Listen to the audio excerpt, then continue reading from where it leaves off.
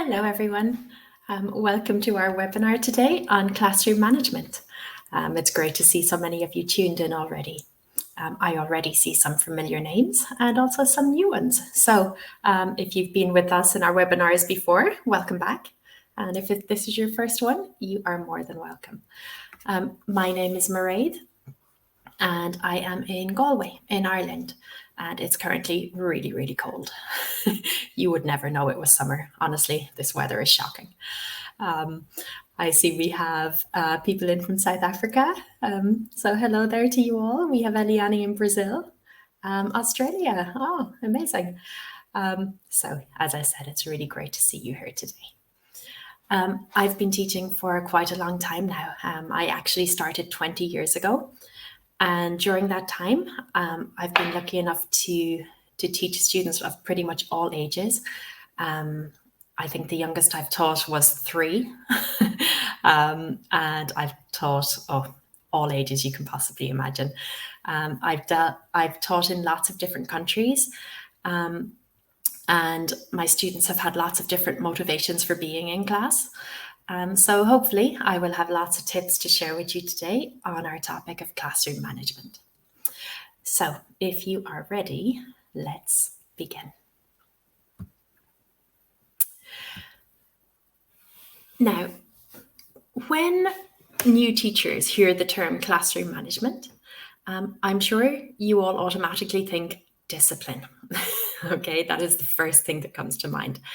But actually, discipline is a part of classroom management for sure, but it's not the only thing.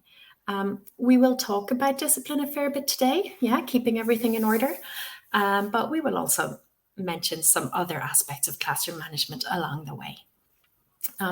Before we start running through our slides, remember the root of the word discipline is actually to teach. Okay, so when you think discipline, don't automatically think punishment. Okay, that's not what it's all about. What we're going to try to do is give our students the best opportunity we can for them to know how to behave and how to behave accordingly. Okay, so remember that the origin of the word discipline is teach, not punishment. So I know that classroom management can be daunting for new students, or for new teachers rather. We all play that nightmare scenario in our head where we lose control of a class and everything spirals and it's terrible. Okay, so I know it can be daunting, but please do not let those intrusive thoughts take over. With very careful planning and careful preparation, okay, we can get ahead of pretty much any problem that may arise.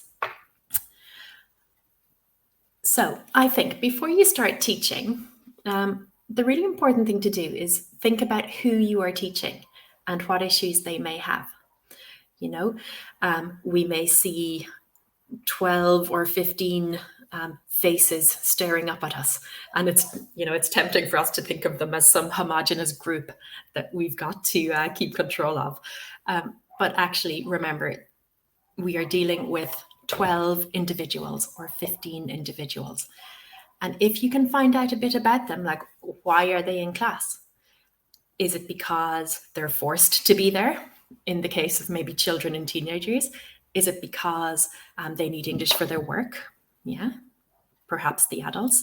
Are they just doing it for fun and enjoyment? Any age.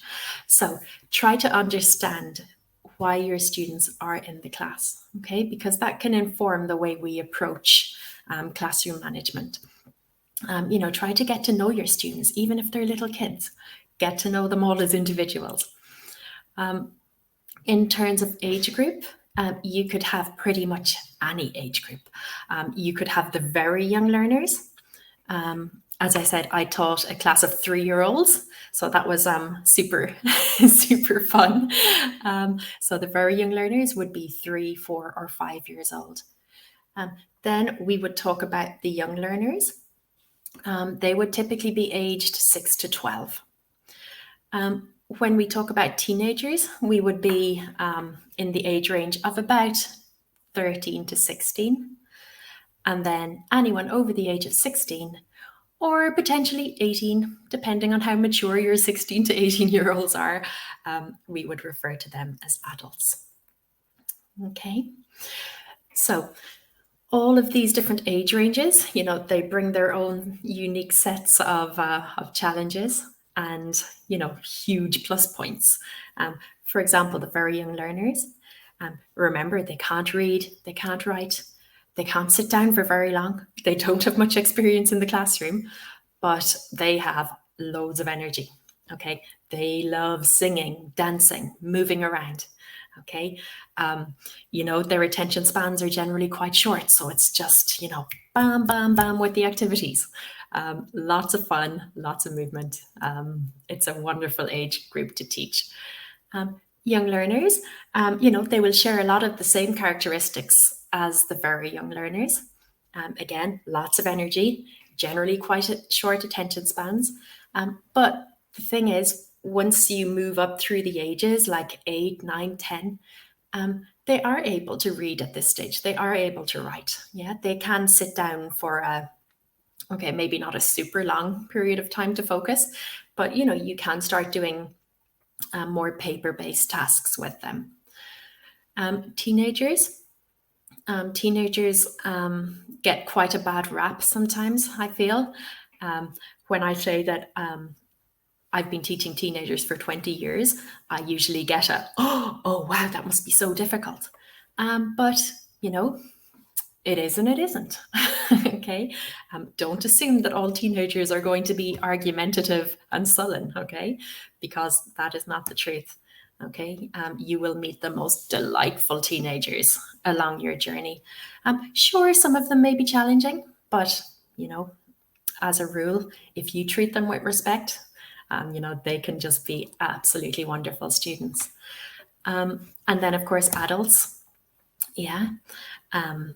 Very generally, as a rule, very hardworking, very anxious to do well.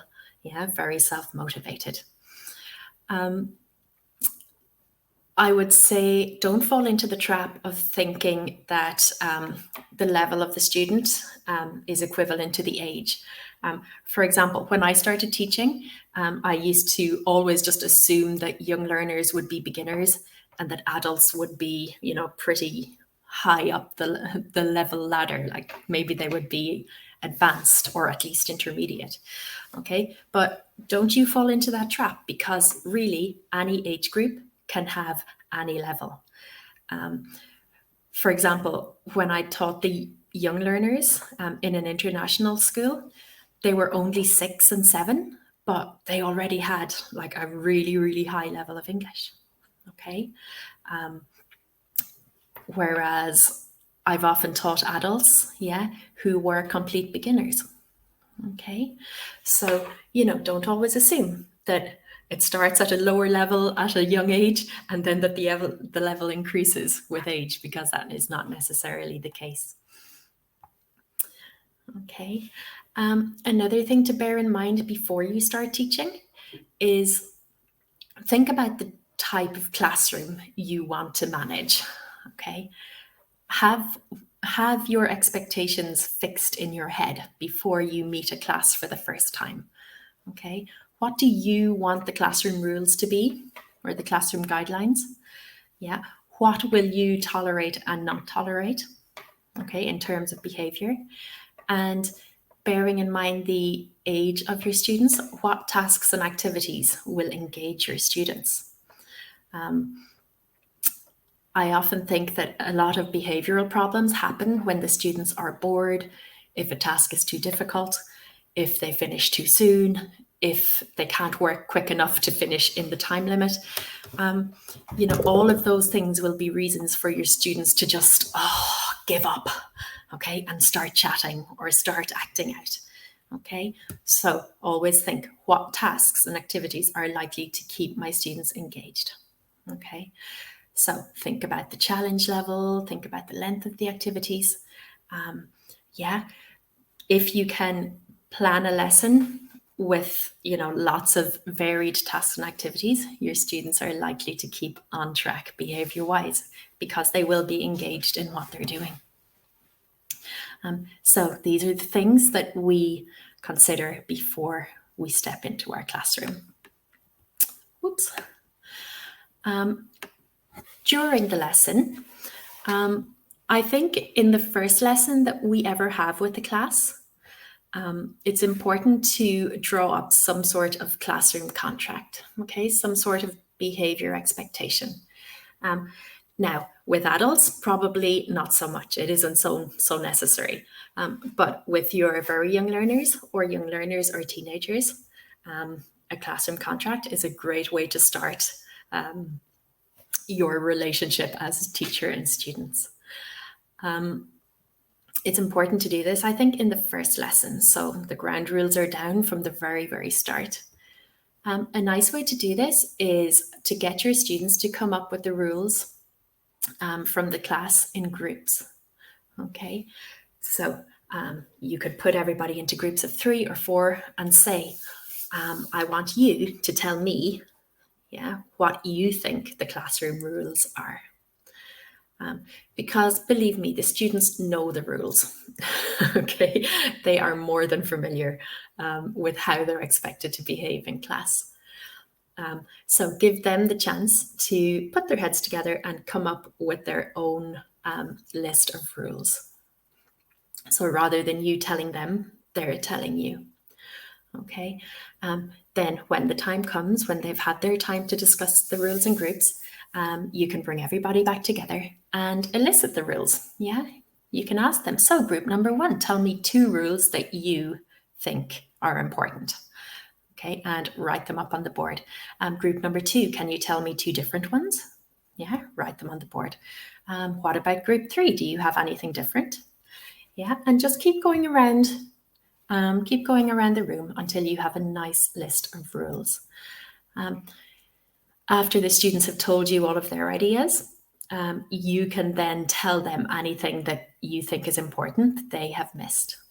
Okay, so at the very end, then you can add in the ones that you think are important if they haven't already been mentioned. Here is an example. Yeah, this would be a typical example of the classroom contract that we end up with. So we all agree to. The usual things, right? Like respect each other, listen, raise your hand. Yeah. Don't bully, don't laugh at people, turn off phones. This is an increasingly important one. I remember when I worked with teenagers in Spain, I used to have like a box on my desk, just a normal plastic box with the lid. Okay, and at the beginning of class, I used to put in my phone, and I used to just tell the students, okay, come in, give me your phone. Okay, and they would come up, drop the phone in the box. Okay, I had a few students who would never do that. Like they'd always give some excuse. Well, maybe it was an excuse, maybe it wasn't. Let's give them the benefit of the doubt. But they'd say something like, oh, I'm expecting an important phone call, or my mom said she'd message me. So in that case, I would give them like a little pencil case with a zip, and I would say, okay, you can leave your phone on your desk, but it's got to go into the pencil case with the zip closed. Okay. That way, if they tried to open it to look at it or whatever, I would see them reach for the pencil case, open the zip, and I could go over and say, oh, did you hear it ringing? I didn't hear it ringing. I think you can put it back. Okay. So the phones are something that we need to police pretty heavily in the early days until everybody gets into the hang of just putting away their phone for the hour or the 45 minutes. Other rules might be about not eating and drinking. Maybe you allow drinking but not eating. Yeah, it depends, whatever you feel comfortable with. In some of the hotter climates, it feels pretty cruel to not let them have a bottle of water or something. But, that's up to you. Be on time. Punctuality can sometimes be a tricky one, especially if you're teaching the young learners, because, if they're late for class, it's not their fault, okay? It's because their parents take them there, right? And pick them up. So come on time. If it's applicable to your group, that can definitely be a rule. Bring everything you need. Yeah, do you have your books, your pencil case? Again, with young learners, that can be pretty much parent dependent because usually it's the parents that get them ready. And if homework is an option, like if you tend to give a lot of homework, you can definitely add in a homework rule too. So when we have our contract drawn up on the board, I would then usually bring all of the students up to the board and they would all just sign their name beside it. Okay.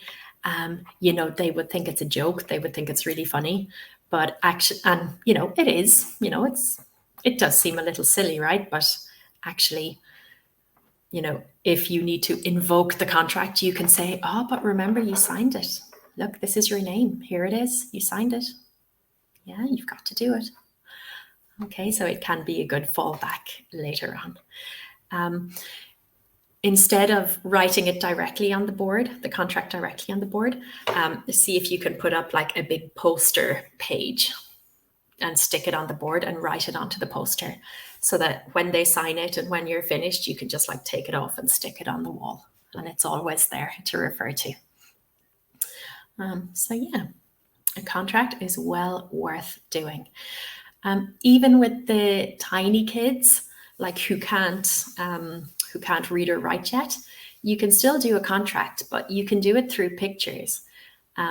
For example, you might bring in a picture of a child, having a tantrum, being angry or, lying on the floor, stomping their feet. And you can bring in a picture of a child, sitting at a desk nice and quietly. Now, of course, we don't expect them to sit at a desk perfectly quietly when they're 3 and 4 years old. But if you show them these two pictures of the tantruming child and the quiet child, you can ask them, which one do I like? This one or this one? Okay. And, they will probably all point at the child sitting at the desk, hopefully. Okay. So, that picture can go on your contract. Or you might show them a picture of everybody, shouting at once and like a scene of general chaos and a scene of a child, sitting or standing with their hand up and says, oh, which one, this one or this one? Which one do we like? So, by using pictures, you can still absolutely use a contract for your young learners. Okay. So once you have the contract established in the first lesson, after that, it's just a matter of being consistent. Okay. Try to apply the same treatment to every student. Okay. There may be some, you may have your favorite student. Yeah, we generally do, but it's important that you do not show that. Okay. Or there may be a student that perhaps tends to annoy you more than the other students. But again, we cannot show that. Okay. We've got to be consistent with our treatment of everyone. Stick to the agreed rules. Okay. So stick to your initial contract. Don't be tempted to keep adding in more and more and more as you go. Okay. Because then the original ones will start to lose their value. Now, if there's like a big problem, like a major issue that arises during the term, you might want to add in like one more rule, but, try not to be adding things like every day because then it loses its meaning. When at all possible, try to use positive reinforcement. Okay. Remember, classroom management, as we said, it's not all about control. It's not all about punishment. Okay.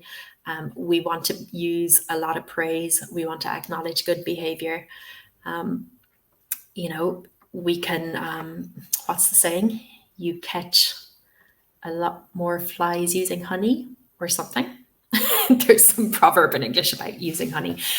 In other words, we can achieve our objective through positive means more easily than through the not so positive means. Have your boundaries and stick to them. Okay, so If you do have to take action against some form of ill discipline, be consistent with it. And as we said before, treat everybody the same. Okay, young learners and teenagers, they have an innate sense of fairness. Yeah, as do adults, but especially children and teenagers, they have a strong sense of fairness. And if they feel like something is not fair, they will tell you and they will act accordingly. Okay, so be consistent. Also, think about how to start and end the class. Okay, once your class starts, you have got to hit the ground running. You've got to get everybody engaged from the start. Okay, don't leave them sitting there with nothing to do, because that is when potential problems might arise. So, get a little routine going, something that you do every single class. For example, with my teenagers, I would always start the class by calling the roll, checking everybody was there, marking homework from the day before if there was any, or doing a quick revision of what we'd done in the previous class. And then I would always give them 2 minutes with their neighbor, with their partner, to tell each other the high point of yesterday and the low point of yesterday. Okay, it was just a nice little activity, highs and lows. Okay, so they might say something like, oh, so the best thing about my day yesterday was that I got to watch my favorite TV show. I got to watch 2 episodes of my favorite TV show before bed. And then their partner could ask them follow-on questions like, oh, what was it? What happened? Why did you like it? Okay. And then they would have to say, my low point was when the teacher asked me a question in class and I had no idea of the answer and I was super embarrassed. Okay. So, it's just a very, very quick thing. Call the roll, correct the homework, and high point, low point. But, my students knew exactly what the first 5 minutes were going to be. So they would get straight into the routine, and not be sitting around causing mischief. Similarly, at the end of class, it's good to have some sort of routine. Whether it's, okay, everyone, with your partner, I want you to talk together about 3 things you learned in this class. Or 3 things you did not know before today's class. Or talk together about 3 things you would tell someone who had never studied the first conditional, for example. Okay. With little kids, it might be as easy as, okay, everybody, pack up your things. Everything in the bag. Pencil case in the bag. Put your books in the bag. Put on your jacket. Put your bottle in the bag. Now, everybody line up at the door. Okay. So beginning of class routines and end of class routines are super important. Okay. No matter what the age group is, try to have your routine. All right. Some more tips for maintaining some form of discipline would be, do not make threats that you can't or won't carry out. Okay, it's all tempting, when we get frustrated that they're not listening to us, we might start saying like random things. Okay, like, oh, I'm going to get you like removed from this class. I'm not going to let you in my class anymore. You can't do that. You don't have the power. You more than likely do not have the authority to carry out that threat. So never make threats that we can't or won't carry out. A very, very important point is not to humiliate the students. I'm sure we all remember those teachers that we had that, singled students out, maybe made them feel embarrassed. Okay, that is not how we want to do things. Focus on the behavior, okay, not the student. Okay, no personal attacks. Okay, as we said before, try to be fair, treat everyone the same every lesson. Okay, try not to make a discipline problem an issue for the entire class if it's really only 1 or 2 people. That thing where the teacher says, okay, we're not going to do anything else until I find out or until someone tells me who's been talking. Okay, and the teacher pauses the entire class. Okay, and the students look at each other awkwardly. We don't want to do that. Okay, we do not want to turn to like full class involvement in discipline problems.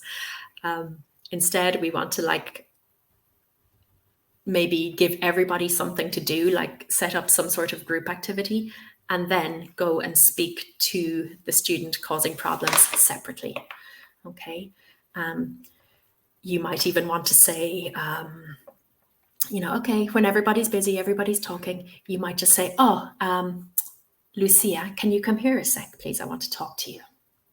Yeah. Or you can go stand beside Lucia. I don't know why I'm picking the name Lucia. It could be anyone. So, try not to involve the whole class in discipline issues. Speak to the students separately. Not in front of everybody, not when it's silent, yeah, but find your moment. Okay, a lot of times the student just needs to know that we're onto them and we have noticed what they're doing for them to then come back in line. If you do make a mistake, like if you maybe if you get frustrated and you shout, or if you blame the wrong student for some sort of issue and you find out that it was actually another student, always admit your mistakes, okay? Remember, we want to model the behavior that we want to see, okay? So if you make a mistake, admit it, own up to it, apologize for it, and move on, okay? Don't feel like you need to be the big authority on everything and that you can't show weakness, okay? That is absolutely not the way to go, okay? Try to model the behavior that you want them to emulate. Okay. Then after the lesson, it's always worth taking some time to reflect. Okay, do some self-reflection. I know we don't always have a ton of time as teachers. Like we might have just one class after another, and we feel like we never have time to catch up with our own thoughts. But when you can, try to reflect on what went well. Okay, like ask yourself, what made me happy in that lesson? Maybe it was a new way that you approached a task. Yeah, maybe it was a new way that you gave instructions. Maybe it was a moment that you thought you used praise well. Yeah. So think about that, because the more you think about it, the more you can say, okay, let me try that again. Or I'm definitely going to try that again because it worked. Similarly, think of any activities that were particularly successful and why. Okay, maybe write them down and say, I'm definitely going to do this task again. Okay. On the other hand, you can also reflect on the things that didn't go so well. Like, was there any activity that didn't go as planned? Why do you think it didn't go as planned? And what could you do in the future to make sure that it went better? Okay.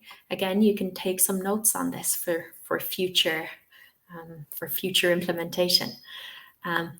Perhaps you had an encounter with a student that you didn't think went as well as it could have.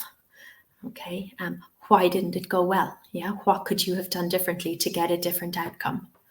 Okay, so it's really important that you do reflect on each lesson because it informs your teaching going forward, either doing more of the good stuff or indeed avoiding or doing less of the not so good stuff. Okay. I usually only ever had time for this when I was on the bus home from work. Okay, that used to be my reflection time, or even before I fell asleep. Okay, I would just spend 5 minutes thinking about the day. Okay, so the aim is basically after every class, think about what we would change the next time we teach, and well, in the same vein, what would we do differently the next time we teach that class? Okay. And finally, I'd like to say to you that as new teachers, okay, it can be completely normal to feel a bit overwhelmed or not to know how to handle a certain situation. And you might be thinking, oh, I can't ask for help because then my boss will think that I don't have control, or he will see it as a weakness, or the other teachers will think that, I'm not experienced enough because I can't handle the situation. Please do not ever think like that. Okay. There is no such thing as suffering in silence when it comes to TEFL, or there shouldn't be any such thing as suffering in silence. If you're having difficulties with the class, always ask for help. Okay, don't let it escalate so that you're getting stressed out about it. Always ask. Whether it's your fellow teachers in the classroom, you can always ask them for help, especially if there are some highly experienced people there. You can ask the director of your school, the director of studies. If you're not comfortable talking to anyone in your immediate school, you can go online, you can hop on the teaching forums. Just as long as you ask for help, okay, that is the main thing. Okay, do not let things escalate, because it can quickly get to the point where you're dreading a certain class, or you don't want to go face this particular student. Okay, we don't want that. Okay, always ask for help. Okay, so that is my whistle-stop tour through classroom management. Now I would like to open up our questions and answers session. So any questions you have related to classroom management and what we've seen today, please type them in the chat box, and we have lots of time to go through them and try to help. Okay. So while we're waiting for our first questions to come in, I'm going to look back through your comments and see where you're all tuning in from. I'm just going to check that I haven't missed any early questions either. Okay, hello Judy, good to see you again. Okay, hello Lynn in the Netherlands. I think you may be my first student from the Netherlands. Great to see you here. And Margarita from Portugal. Oh, so nice to meet you. I'm sure it's much nicer weather than it is here at the moment. Okay, hello Andrew. I also find adults tend to be late, at least a few of them, because of work or family, etc. Yeah, absolutely. I think, if it's only an occasional thing, yeah, I wouldn't be too worried. I think only if it was consistent and like it was disruptively consistent, then yeah, I would definitely take some time to explore why it's happening. All right, thank you, Andrew. That is a very good observation. Okay, so hello, Trudy. When a student is late, to what extent do you accommodate them? So, Judy, students being late is really quite disruptive. Okay, so for example, if a student misses the first 5 minutes before we've really started doing anything, I would generally just, say hello, but carry on with what we're doing. The problem is if a student comes in like 10 minutes, 15 minutes late, and you've already started explaining something, and then they don't understand because they've missed the beginning of it, and they start asking you like, oh, what's happening? Or they start asking their classmates like, oh, what's this, what's that? Then it becomes a problem. So what I would normally do is let them come in, because in the schools I've worked with, I haven't had the authority to stop them coming in, nor would I want to, honestly. But I would say, oh, hi, Thomas. We've just started this task. Why don't you sit down and I'll come over in 2 minutes and get you up to speed. Okay. And then I would continue with what I was doing, continue with my explanation or whatever. Okay. Then when I finish my explanation and when the class are like doing a task, then when everybody else is busy, I'll go down to Thomas and give him like a quick recap and bring him up to speed. Okay. That said, if they're late, they're late. You can do what you can to accommodate them, but at the same time, not at the expense of everybody else. And then if the student is like consistently 10, 15, 20 minutes late, you might definitely want to talk to them about that and explain to them like, look, you're missing a really important part of the lesson. Okay, you're missing like a quarter of every class. Okay.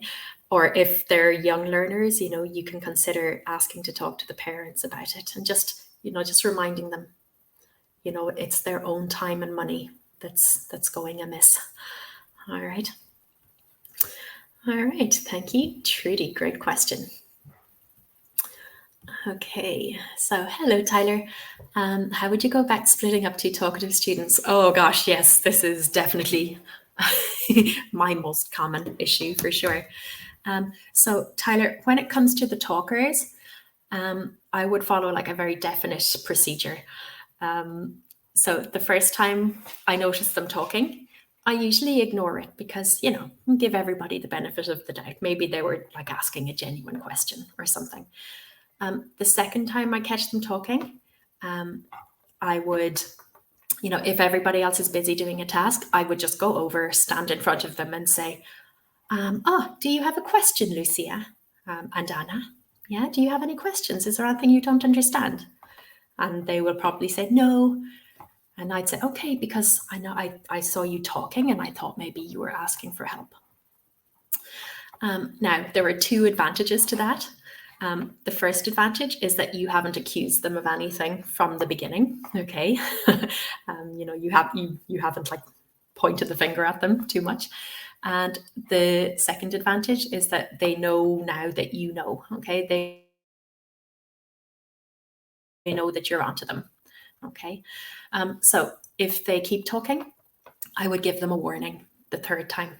Say, okay, one more time, Anna Lucia, I'm afraid I'm going to have to separate you because this is really distracting. Okay, and then if it happens the fourth time, follow through. Okay, say, okay, Lucia, I'm sorry, I asked you, I asked you before to stop, you didn't, so Lucia, move over here, and Anna, you can stay where you are. Okay, or make them both change places, it doesn't really matter. Okay, then once they had changed places, I would tell them, okay, you can't sit together for the rest of the class. Okay, so then the next week, maybe they come in again, the same thing happens. Okay, you follow through, you ignore the first time, you let them know you're onto them the second time, you warn them the third, you split them the fourth. But this time you say, okay, you are not sitting together for the rest of the week. Okay, or for the next 3 classes or for the next 4 classes. Okay, so then when that time passes and they sit back together, the same thing happens. Follow the procedure. This time you're not sitting together for the rest of the month. Okay, so you see, you're not jumping in at the you're never sitting together again level. Okay, you're building up gradually the length of time that they're going to be separated, because we want to give them a chance to behave better. Yeah, that's why I keep letting them come back together, but then keep separating them again, because I want to keep giving them a chance to correct their own behavior, because they know what's going to happen. So in the long run, that very often solves the chatters. So maybe they are split up twice, but then when they do sit together again, they know what's going to happen. So they keep a lid on it. As well as that, Tyler, you know what? You can give them like loads of speaking activities anyway, so that they can legitimately talk together about stuff. And if they do sneak in a bit of Spanish or a bit of German, or if they do go off topic, occasionally, it's not such a big deal. You can turn you can turn a deaf ear to it. Okay. So yeah, hopefully that strategy will work for you. All right. Thank you, Tyler. So hello, Laura. Some tips for large classes. So Laura, I would say for large classes, try to incorporate, 2 main tips.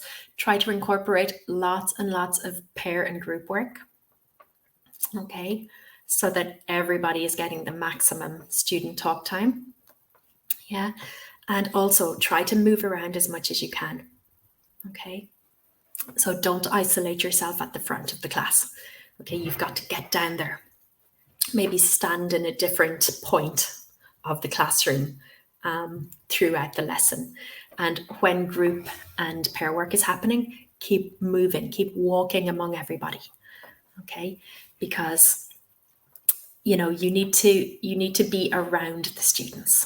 Okay, they need to feel like you're paying them attention, even though it's a massive classroom or a massive group.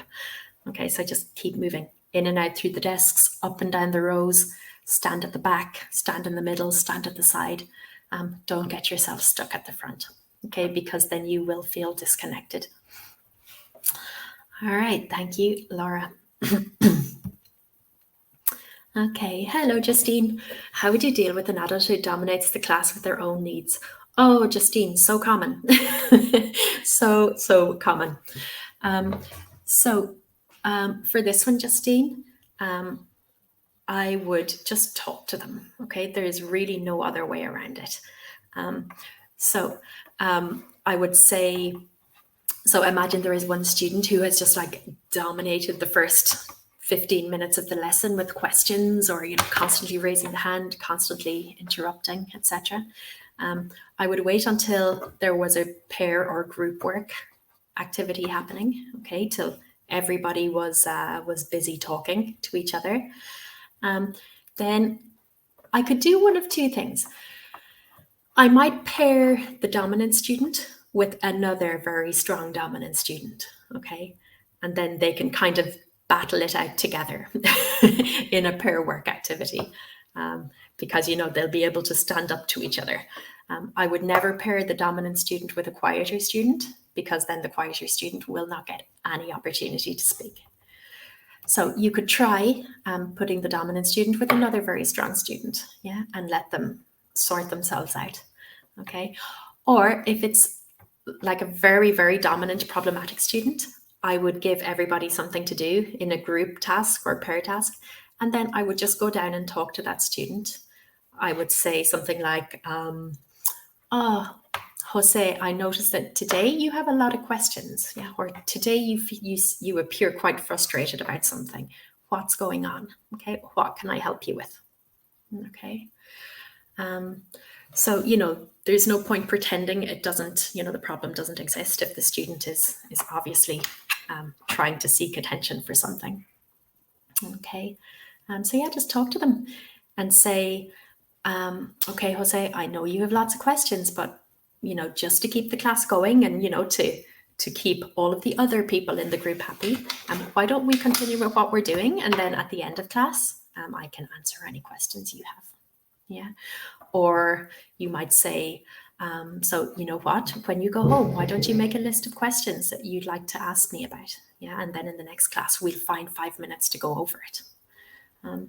So yeah, a couple of ways you could approach that, Justine. But yeah, I guess you do have to deal with it though, because if you ignore it, the student will just keep on dominating because they won't realize they're doing anything wrong. All right, so thank you, Justine.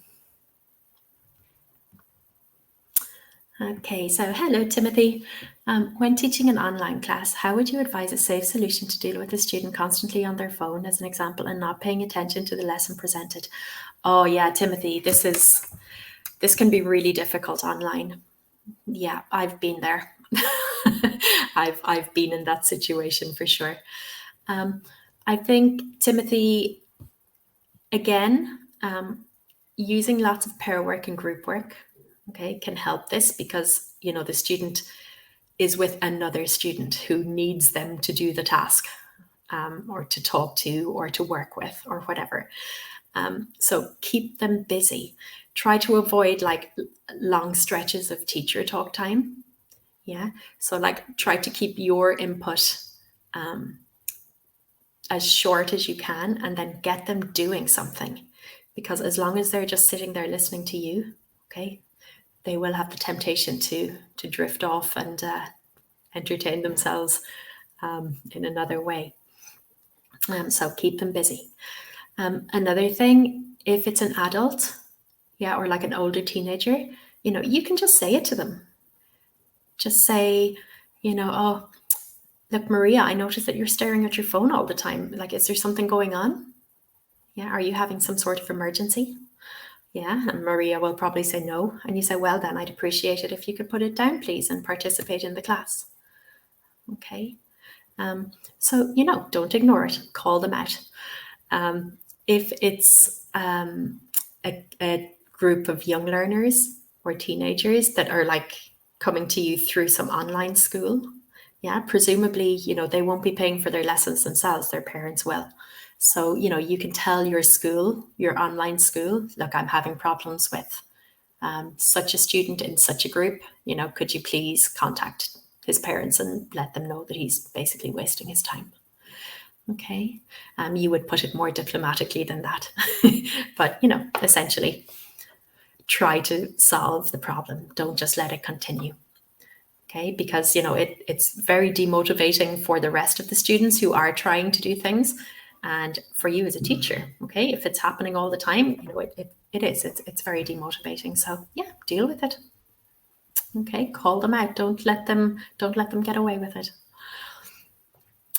All right, thank you, Timothy. So hello, Jenny.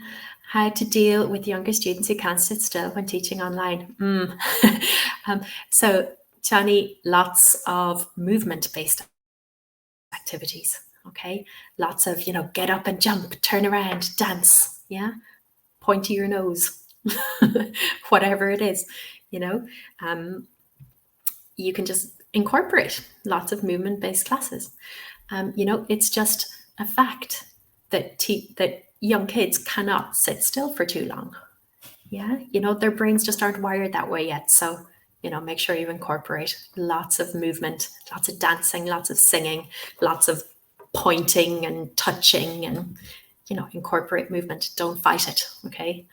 We've got to harness that energy somehow, or channel that energy somehow. Okay, thank you, Jenny. So hello, Paul. Lynn Marie, I'm sorry, from New Zealand. How do I address the issue of a student online with a disruptive toddler? Very distracting for the student. Thanks. Yeah, as the owner of a disruptive toddler myself, I am well aware of this problem. So I think, Lynn Marie, you will just have to talk to them very honestly and say, I appreciate that you have your young child. I totally admire you for studying, at the same time as parent.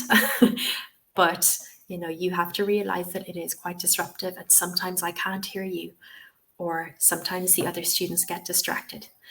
So is it possible for you to mute your microphone every time that you are not speaking? Okay. Or you could say, I'm sorry, but sometimes I'm going to have to mute your microphone. Okay, I'm sure you understand.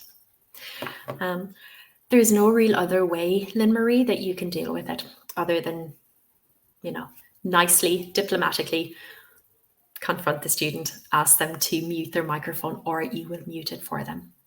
Okay, because as you said, it's not fair, is it? It's not fair on the other students. All right, thank you, Lynn Marie. I can hear my disruptive toddler crying upstairs. She's not on her own, don't worry. But yeah, disruptive toddlers are a real thing. Okay, thank you, Lynn Marie. So hello, Mike. Hi from Iran. What if a student doesn't understand a grammar point in the previous session and asks to repeat it all again? Yeah, this can happen, Mike, for sure.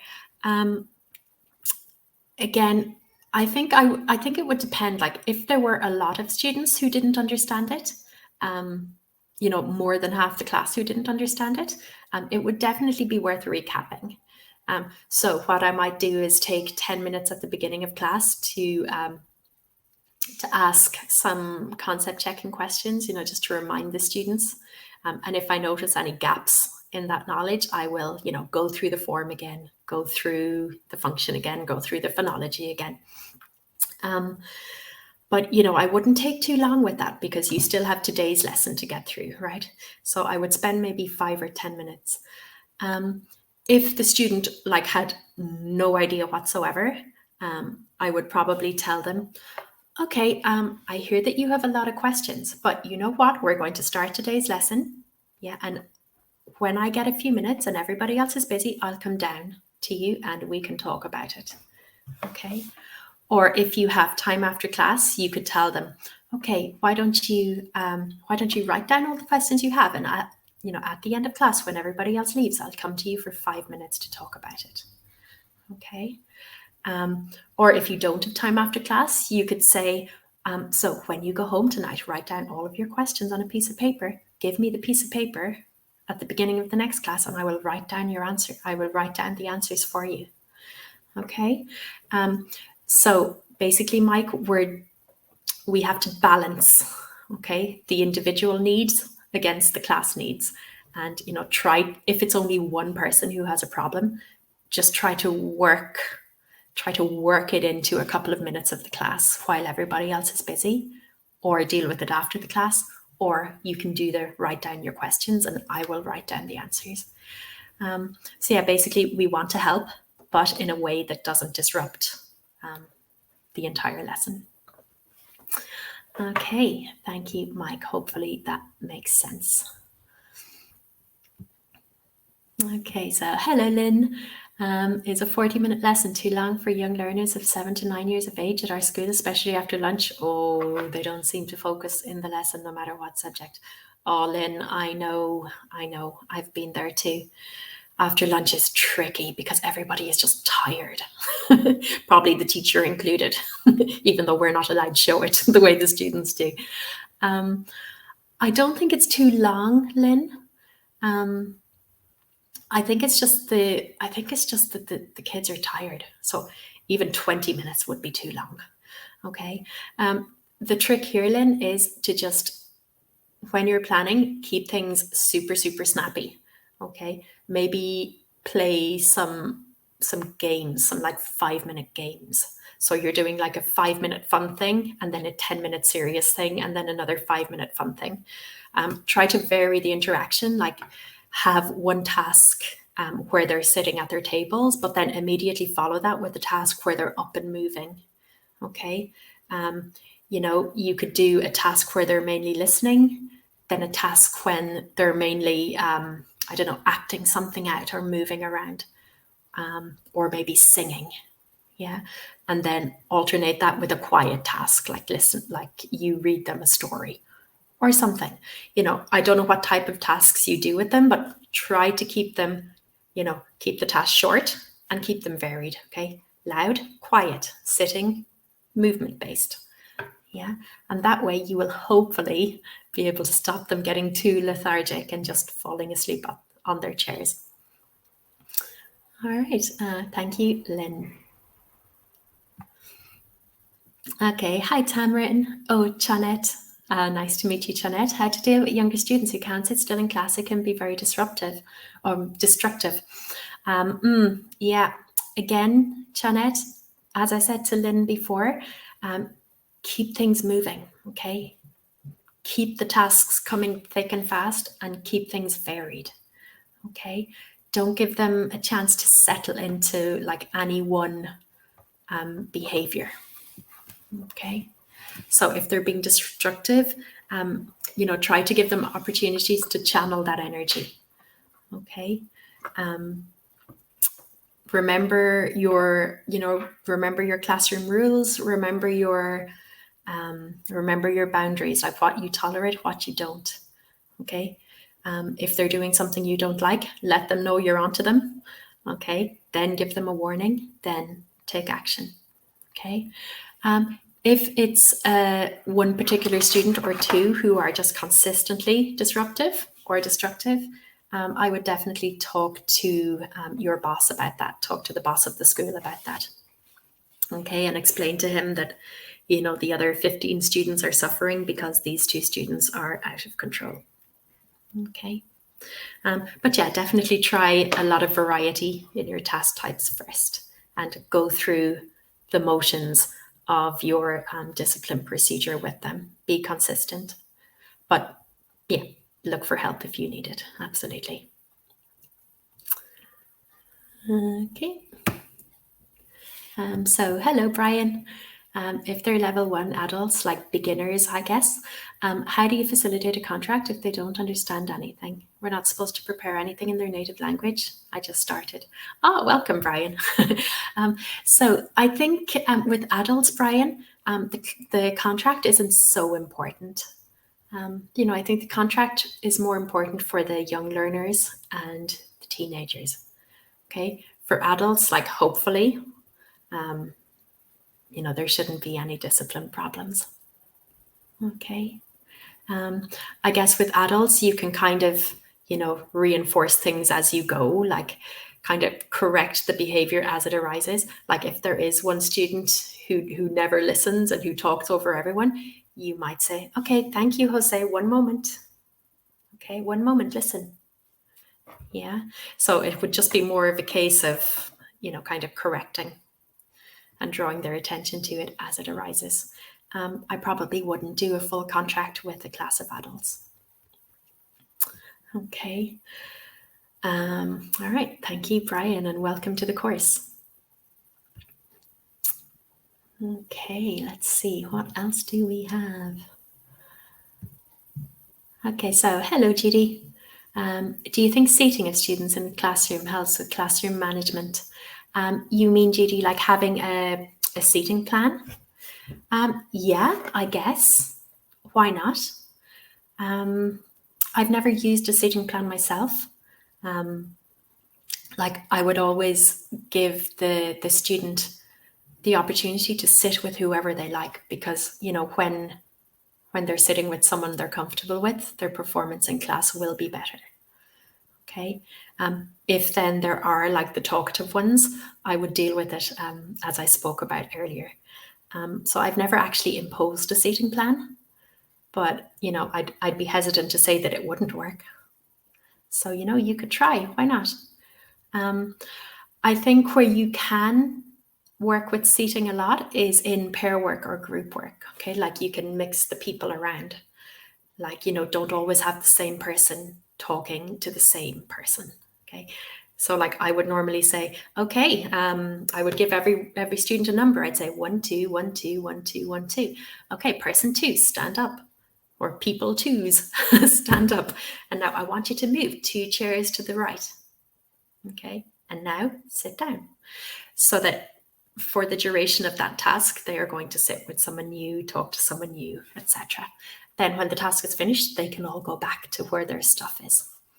Okay, but yeah, I mean, I've nothing against seating plans. So if it's something you want to try, go for it. There's no harm trying. All right, thank you, Judy. Okay, so we only have 1.5 minutes left, guys. I don't believe it. We still have some questions. So hi, Harinder. How do you solve a problem if a student hits another student? Teasing? Oh, well, Harinder, this is bullying, right? Zero tolerance for bullying. In this case, I would bring them straight out to the director. Okay, like especially if they hit another student, that's not okay. We don't need to follow through with warnings for actual physical violence. Okay, I would just take them out. Okay, remove them, because we can't jeopardize the safety of another kid in the classroom or another person in the classroom. So yeah, I would bring them to the director's office and say, this child has hit another child. I can't have him in my classroom. Can he stay here with you for the duration of the class? And then after that, I'm sure parents would become involved, etc. Okay. So yeah, think about the safety. Think about your safeguarding responsibility more than anything in this case, if they physically hit another student. In the case of teasing or isolating, yeah, that's a really difficult one, Harinder. I would definitely talk to the director about this and find out, like, does the school have a bullying policy or a policy on this that I can follow? And if the school doesn't have one, I would agree a course of action to follow. Okay. Yeah, I would go straight to the top with this one, Harinder, because yeah, that is not good and it needs to be dealt with swiftly.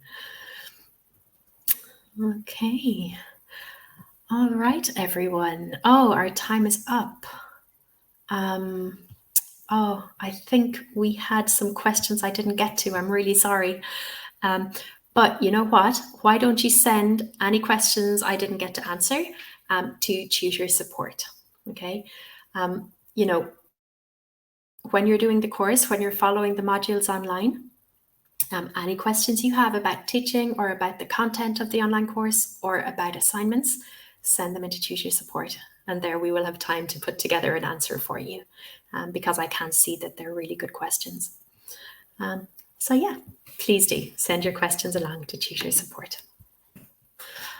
All right, so another hour draws to a close. That was a quick one. I hope you discovered some useful tips about classroom management. Thank you so much for coming along. It's been a pleasure to see you all today, and thank you for your excellent questions. If you could do me a favor, I have just posted the link to a survey in the chat box. It would be great if you could go along and give us your thoughts on this webinar because, you know, the life of a teacher is constant learning. So your feedback is very, very valuable. All right, everyone, enjoy the rest of your weekend. I'll see you again next week with another topic. All right, all the best. Bye-bye.